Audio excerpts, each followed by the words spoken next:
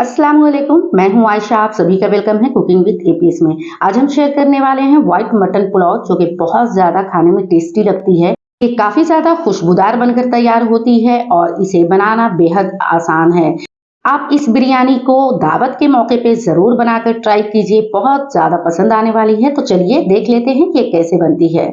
यहाँ पर हमने मीट ले लिया है और इसे अच्छे से धुलने के बाद इसका पानी निकाल लिया है।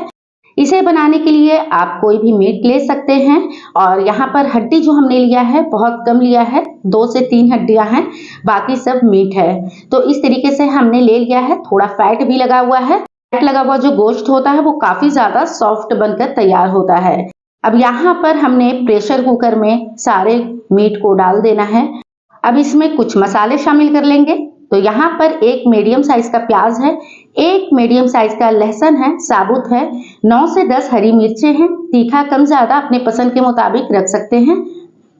प्याज को बहुत ज्यादा बारीक काटने की जरूरत नहीं है। अब यहाँ पर कुछ खड़े गरम मसाले शामिल करना है, जैसे कि एक काली इलायची, एक दालचीनी 2 इंच की है, 2 से 3 लौंग है, 3 हरी इलायची है, यहाँ पर 7 से 8 काली मिर्चें, एक बादियान का फूल, 2 तेज पत्ते और यहाँ पर हमने सौंफ का पाउडर शामिल किया है, 1 छोटी चम्मच। अगर आपके पास सौंफ है तो 1 बड़ा चम्मच सौंफ साबुत जो आता है उसे आप शामिल कर सकते हैं। धनिया 1 बड़ा चम्मच शामिल किया है और पसंद के मुताबिक नमक शामिल कर दिया है। 1 कप पानी शामिल कर दिया है और इसे 90% हम गला लेंगे। बिरयानी हो या पुलाव हो, गोश्त अगर अच्छे से गला होता है तो खाने में ज्यादा टेस्टी लगता है। तो यहाँ पर आप देख सकते हो इसे हमने अच्छे से पका लिया है। इसे हम इस पॉइंट पर चेक कर लेंगे और इसका पानी जो है इसे हमें सुखाना नहीं है, क्योंकि इस यखनी से हम पुलाव तैयार करेंगे। तो देखिए कितने परफेक्ट तरीके से गल चुका है, ये डन हो चुका है। अब जितना भी गोश्त है सभी को यखनी से अलग हम कर लेंगे और यखनी अलग कर लेंगे। तो ये देखिए यहाँ पर हमने अलग कर लिया है और जितने गरम मसाले थे खड़े सभी को हमने फेंक दिया है। और यहाँ पर लहसुन जो हमने शामिल किया था उसका हमें आगे इस्तेमाल करना है, इसे फेंकना नहीं है। इसे साइड में रख देते हैं और यहाँ पर यखनी चेक कर लेते हैं। जो यखनी हमारा तैयार होकर निकला है वो 2 कप है और बाकी हमने इसमें पानी शामिल करना है। तो पानी कितना शामिल करना है वो चावल के हिसाब से करना है। तो यहाँ पर हमने 3 पाव चावल लिया है। कप से हमने इसे मेजर किया था तो 4.5 कप चावल हुआ था और इसी हिसाब से हमें पानी लेना है। तो 20 मिनट के लिए चावल को पानी में धुलकर छोड़ देना है और यहाँ पर यखनी में हमें पानी शामिल करना है। तो 4.5 कप पानी अगर होता है तो आपको यहाँ पर 8 कप पानी का इस्तेमाल करना है।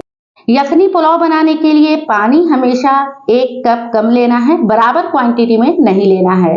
अब यहाँ पर एक बर्तन में हमने आधा कप कुकिंग ऑयल शामिल किया है। मटन में फैट काफी था इसलिए हमने तेल का इस्तेमाल कम किया है। अब इसमें कुछ खड़े गरम मसाले शामिल करेंगे, जैसे 2 तेज पत्ते हैं, 1 छोटी चम्मच शहजीरा है, 7 से 8 काली मिर्ची, 1 बादियान का फूल, 1 दालचीनी, 1 छोटी सी जावित्री, 1 काली इलायची और 3 हरी इलायची। इन सारे गरम मसाले को हमें तेल में शामिल करना है। कुछ सेकंड के लिए हम चला लेंगे ताकि गरम मसालों का जो फ्लेवर है वो बाहर आ जाए। अब इसके बाद इसमें शामिल करेंगे 1 मीडियम साइज का प्याज। बहुत ज्यादा इस पुलाव में प्याज का इस्तेमाल नहीं होता है। प्याज हम फ्राई कर लेंगे।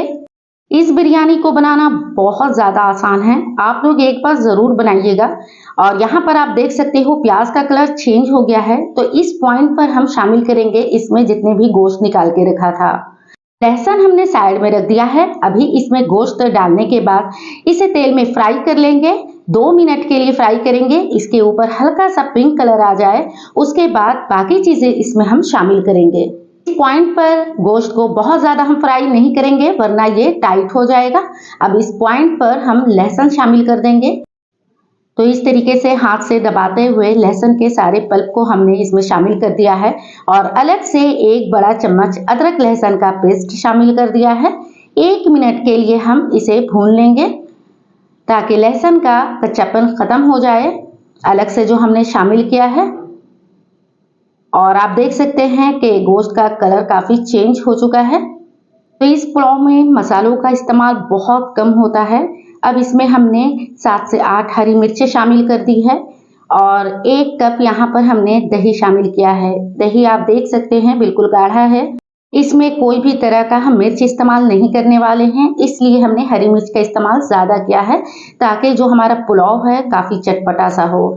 तो दही डालते समय हमने फ्लेम को लो रखा था ताकि दही फटे नहीं, और डालने के बाद आप देख सकते हो अच्छे से इसे हमने भून लिया है।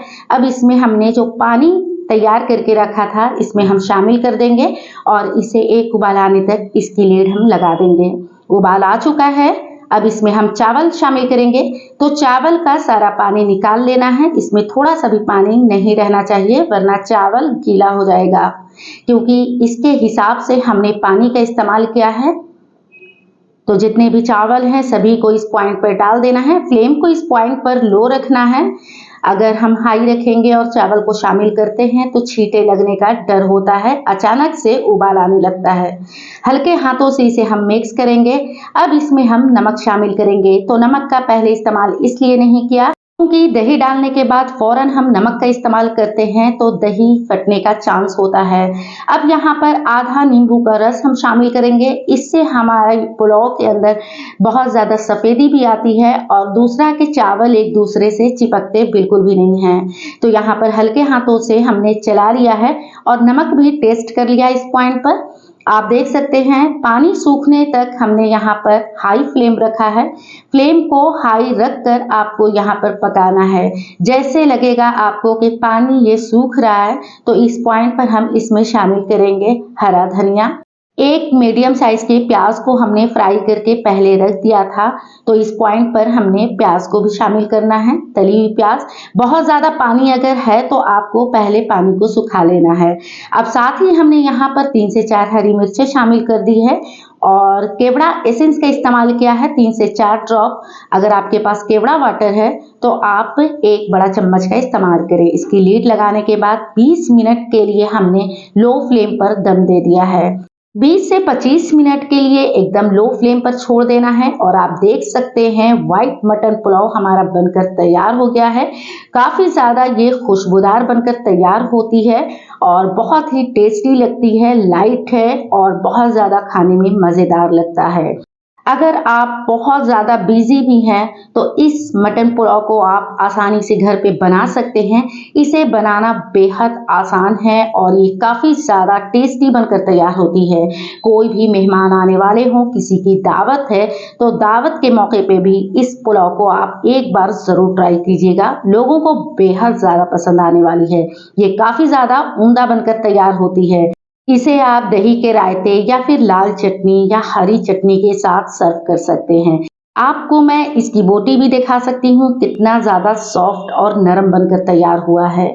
रेसिपी अच्छी लगे तो फैमिली फ्रेंड्स में शेयर करना नहीं भूलिएगा। चैनल पर नए हैं तो चैनल को सब्सक्राइब ज़रूर कीजिएगा। दावत स्पेशल व्हाइट मटन पुलाव बनकर रेडी हो चुका है। Thanks for watching. फिर मिलेंगे एक नई वीडियो के साथ। अभी के लिए लेती हूँ इजाज़त। अल्लाह हाफिज़।